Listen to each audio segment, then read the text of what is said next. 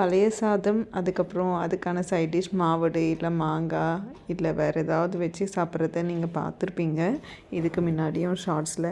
நானுமே ரொம்ப அளவாக தாங்க சமைப்பேன். மேக்ஸிமம் மீறுற மாதிரி நான் சமைக்கவே மாட்டேன். பட் என்னைக்காவது ஒரு நாள் நான் சாப்பிடாம விட்டுருவேன். இல்லை ஹஸ்பண்ட் சப்பாத்தி கேட்பாங்க, அதனால் சப்பாத்தி போடுவேன். ஸோ அதனால் இந்த மாதிரி ரைஸ் வந்து மீந்துடும். ஆனால் எனக்கு அந்த ரைஸை கீழே போட மனசு வராது. ஸோ நான் சாப்பிட்ருவேன். இந்த மாதிரி தாங்க ஹவுஸ் ஒய்ஃப் ஆகிட்டா இந்த மாதிரி பற்றெல்லாம் எங்கேருந்து வரும்னே தெரியாது.